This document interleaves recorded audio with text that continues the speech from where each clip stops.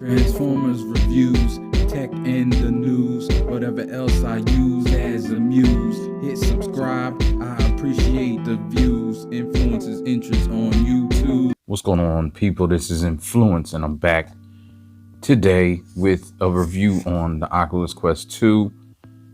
It's called the Meta Quest 2 now, which is dumb.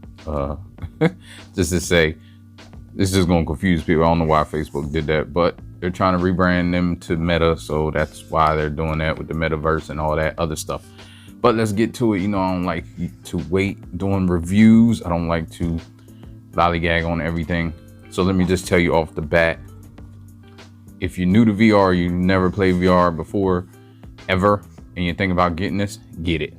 Now, some things, if you're new to VR, you will get motion sickness in a game. Most likely, there will be some motion sickness. But that goes away after a while, after using it.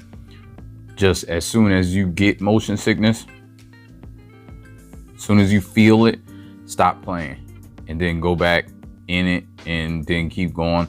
Also, there's comfortable ratings in different games, that games where you're stationary in the actual game are less likely to make you motion sick, because it's more like you're grounded in real life. It's more, you know, the reason you get motion sickness is because you're moving, but you're not moving. Your body knows you're not really moving, but your brain can't distinguish that.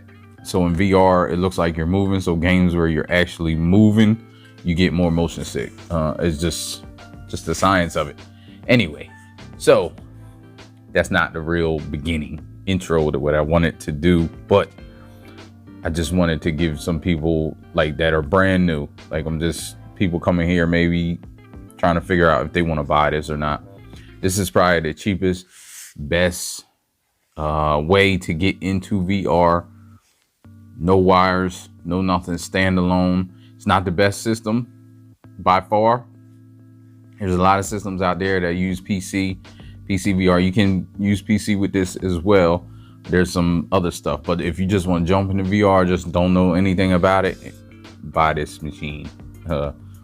It won't look like this. The second thing I will give you, I know this is kind of a review, but it's kind of not a review because you don't need to review this. It's just, it's what it is. I will say some downsides in a minute. If you do buy this, the head strap that comes with this should be replaced. Some people don't care. Some people it doesn't bother them, but it's not a greatest head strap, and a lot of complaints. Like, it's very uncomfortable. It's just a piece of strap and two straps. The original one that comes with it. If you saw my unboxing video, I have a aftermarket strap, and there's a million aftermarket straps. Don't buy the Elite strap. The Elite strap is like $50, and I suspect that's probably why they put that crappy strap come with it, because they wanted to sell more Elite straps. I mean, I don't know. I'm just speculating, but business is business, and seems like that's what they did.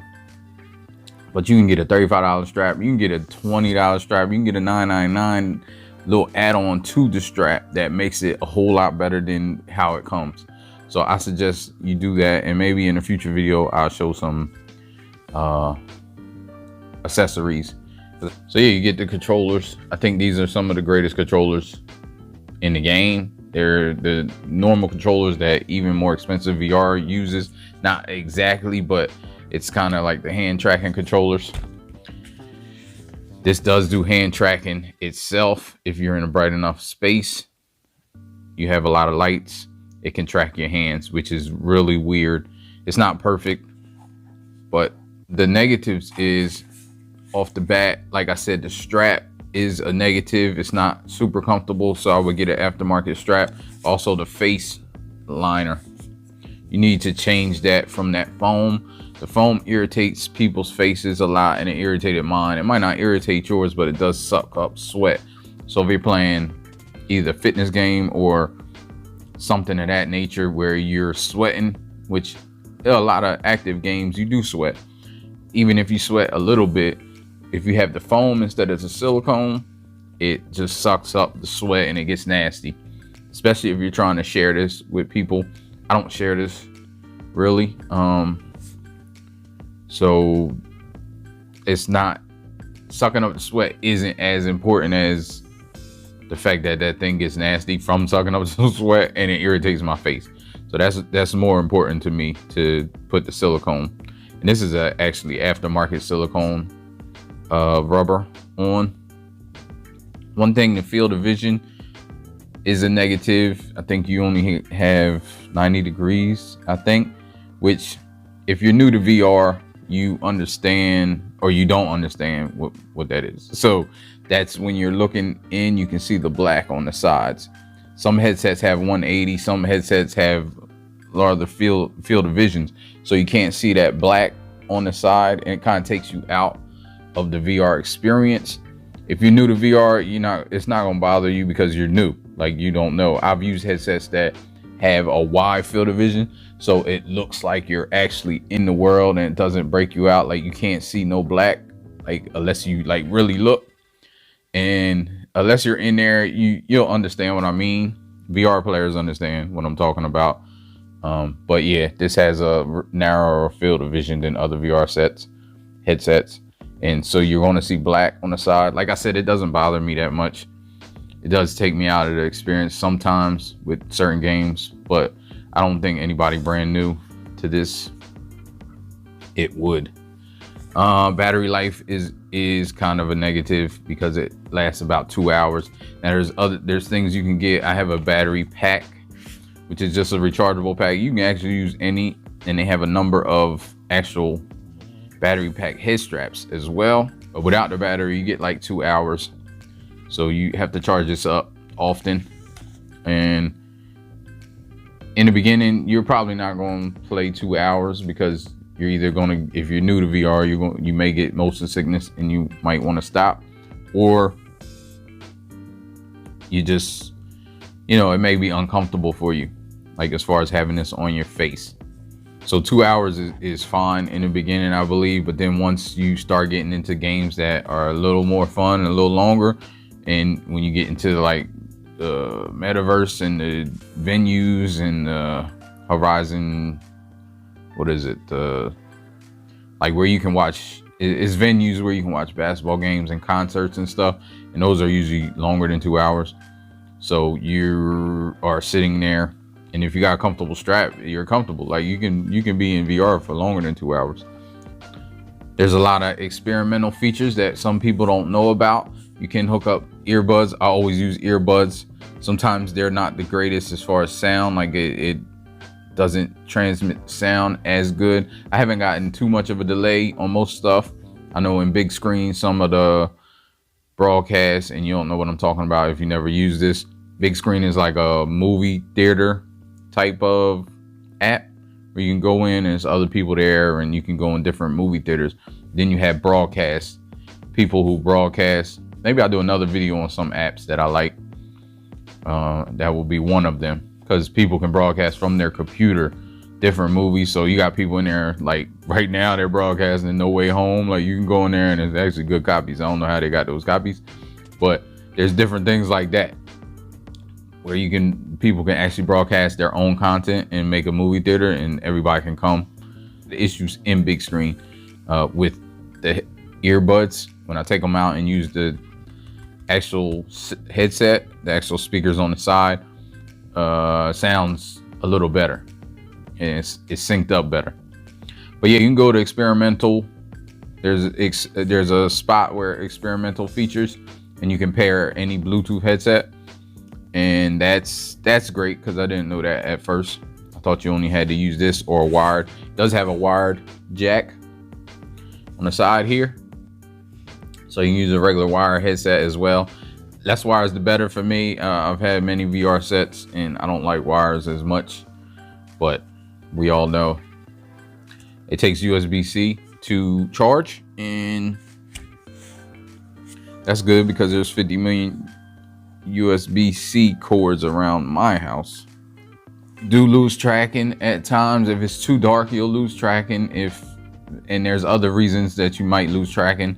Sometimes if I lose tracking, it'll start losing it often, and then I have to restart. One of the big negatives for some people is that you have to connect your Facebook account to this. It doesn't matter because I have a Facebook anyway.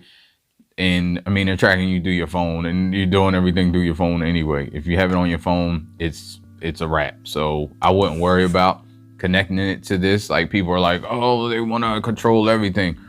Yeah, it's true, they do, but I don't think this is the hill to die on. If you already have a Facebook account. Now, if you don't have a Facebook account, I can understand you don't want to make a Facebook account, so that may be a negative for you. But again, I don't think it's such a big deal as them, period. Like, I'm concerned with privacy. I'm concerned with all of that. Like, that's not what I'm saying. I'm saying if you have a cell phone and you have a Facebook account already, you have privacy settings in here as well, just like on Facebook, so you can turn those on. But what you gonna do? Like, that's the cost of entrance, I guess. Now, like I said, if you don't have a Facebook account, that's an issue. I can understand you not wanting to make one, and they are banning accounts if you make fake accounts.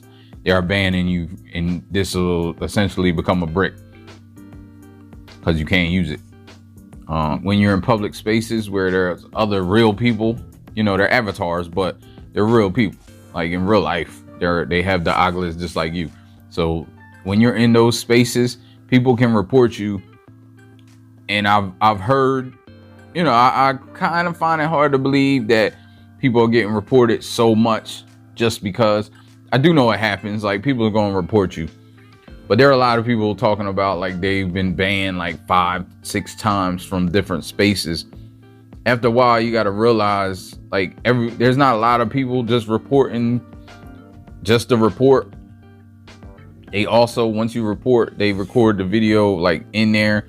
So you're probably doing something that shouldn't be doing. Like, maybe, not necessarily all the time, because you may be playing around and they can't distinguish. Facebook's algorithm is crazy. Can't distinguish when you're joking, being sarcastic, and being real with certain things like that they perceive as threats or fake news or whatever it is. But we're not going to get into all of that. I'm just mentioning it because I've heard the cases that if they're banned, you can't use any part of your headset. And I don't know how true that is, because it's never happened to me. So I'm sure you can find information on the web. The positives outweigh any of the negatives of this if you're in the market for this. I also say get the lowest. If you're brand new, get the lowest I guess get what you can afford, because there's different levels for memory. I don't believe that you need to get the most memory. I know most of the time it's the most memory, more memory the better, and that's true somewhat, but you're only going to play so many games at once. You're only going to play, you're going to do different experiences. There's enough memory in the lowest memory offer to do that. Like, you're going to download probably venues and stuff, like public spaces and stuff. Maybe you'll download a couple fitness apps, download a few games. Games do cost money, so I mean, you're not going to download 50 games. And if you do, you can delete some and add some, especially if you're brand new. If you get into it and maybe later, I know they may be having a Quest Pro, Quest 3 or something, and then you can talk about like upgrading. But if you're brand new right now getting into it, I just say go the lowest, the most that you can afford. Like, don't go the biggest route as far as memory. You don't have to. And again, the main positive is you don't need cords. Straight out the box by itself, you can take it anywhere, play it anywhere. You draw a Guardian grid where you're going to play at, and if you get too close to that, it'll show it to you, and it'll show you your room, so you won't run into the walls and stuff. Well, some people still, but it's supposed to help. It helps me. Like, it's a Guardian. Like, if you get outside that space, and you can draw it anywhere, any shape, so you can go around your furniture and all that stuff. So if you're even close to anything, it'll pop up and you'll be able to see your environment, which I think is great.